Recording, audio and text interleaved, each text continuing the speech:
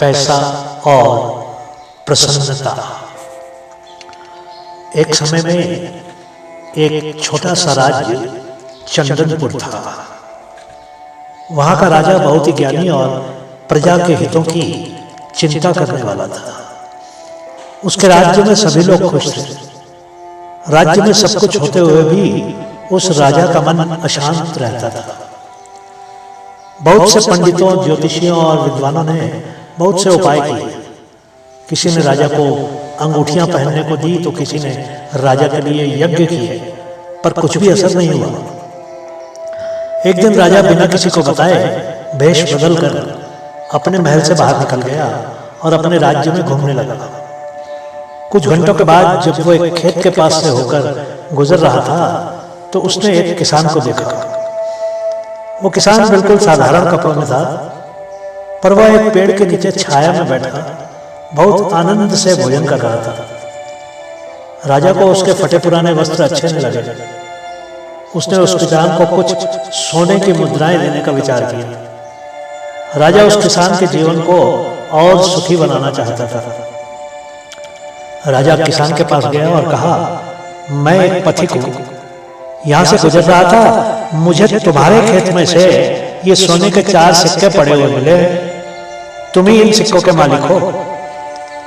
किसान ने राजा से कहा, नहीं मालिक, मैं ये सिक्के नहीं ले सकता, या तो इनको आप ही रख लें या फिर किसी को दान में दे दें, मैं इन सिक्कों को नहीं ले सकता। राजा ने हैरान होते हुए फिर से कहा, पैसा तो हर किसी को चाहिए होता है, तुमको इस पैसे की आवश्यकता क्यों नहीं है?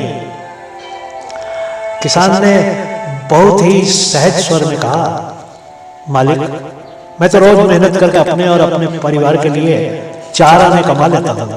मेरी सभी जरूरतें 4 आने में पूरी हो जाती हैं। राजा बहुत हैरान हुआ। उसने कहा, क्या आप दिन भर परिश्रम करके मात्र 4 आने ही कमाते हैं, फिर भी आप इतने खुश हैं?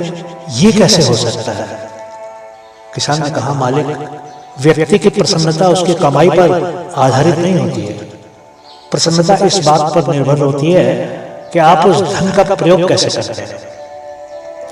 राजा की उत्सुकता बढ़ने लगी और उसने किसान से कहा, अच्छा, आप इन 4 आने की कमाई से क्या क्या कर लेते हैं? राजा ने यह बात व्यंग में कही थी, क्योंकि वो जानता था कि एक व्यक्ति 4 आने में क्या कर सकता है। किसान ने कहा, 1 आना मैं कुएं में डाल देता हूं, दूसरे से कर्ज चुका देता हूं, तीसरा उधार में दे देता हूं और चौथा मिट्टी में गाड़ देता हूं। किसान ये कहकर वहां से चल पड़ा। राजा असमंजस में था और वो और भी कुछ पूछना चाहता था, परंतु किसान दूर जा चुका था। अगले दिन राजा ने अपने दरबार में सभी दरबारियों को ये कथा सुनाई और सबके विचार जाने।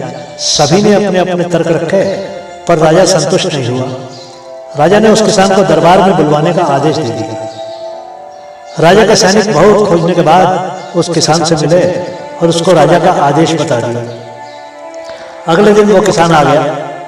पहले तो राजा ने उसको ये बताया कि वो कैसे भेष बदलकर किसान से मिला था। राजा ने उस किसान को सम्मान पूर्वक बैठाया और कहा, आपने उस दिन जो उत्तर दिए थे, मैं उनसे बहुत प्रभावित हुआ था। आप ये फिर से बताइए कि आप 4 आने रोज कैसे खर्च करते हैं और आप इतने प्रसन्न कैसे रहते हैं? किसान ने कहा, महाराज, मैं आपको पहले ही बता चुका हूं कि मैं 1 आना कुएं में डाल देता हूं, यानी अपने परिवार के भरण पोषण में लगा देता हूं। दूसरे से मैं कर्ज चुकाता हूं, यानी इसे मैं अपने वृद्ध माँ बाप की सेवा में लगा देता हूं। तीसरा मैं उधार में दे देता हूं, यानी अपने बच्चों की शिक्षा दीक्षा में लगा देता हूं। और चौथा मैं मिट्टी में गाड़ देता हूं, यानी मैं 1 पैसे की बचत कर लेता हूं, ताकि समय आने पर मुझे किसी से मांगना पड़े और मैं इसे धार्मिक और सामाजिक अन्य आवश्यक कार्यों में लगा सकता। राजा को जब किसान की बात समझ आ चुकी थी, राजा की समस्या का समाधान हो चुका था। वह जान चुका था कि यदि उसे प्रसन्न एवं संतुष्ट रहना है तो उसे भी अपने अर्जित किए धन का सही उपयोग करना होगा। मित्रों, आज लोगों की कमाई तो निश्चय ही बढ़ गई है, पर आज लोग पहले के लोगों की तरह ना तो प्रसन्न है और ना ही संतुष्ट दिखते हैं। सही प्रसन्नता और संतोष पैसे के सदुपयोग से प्राप्त होते हैं। आप चाहे कितने भी पैसे कमा लें, आप तब तक प्रसन्न नहीं होंगे जब तक आप में और पैसा कमाने की हवस नहीं। अधिकांश लोग इसी उधेड़बुन में जीते हैं और सारा जीवन ही दुखी और असंतुष्ट रहते हैं। बस एक बात याद रखिए कि जाना तो सभी को खाली हाथ ही होगा। खुश रहना और संतुष्ट रहना सीखिए। आप ऐसा कर सकते हैं, बस अभी से मुस्कुराना शुरू कर दीजिए। सुनने के लिए आपका बहुत बहुत धन्यवाद।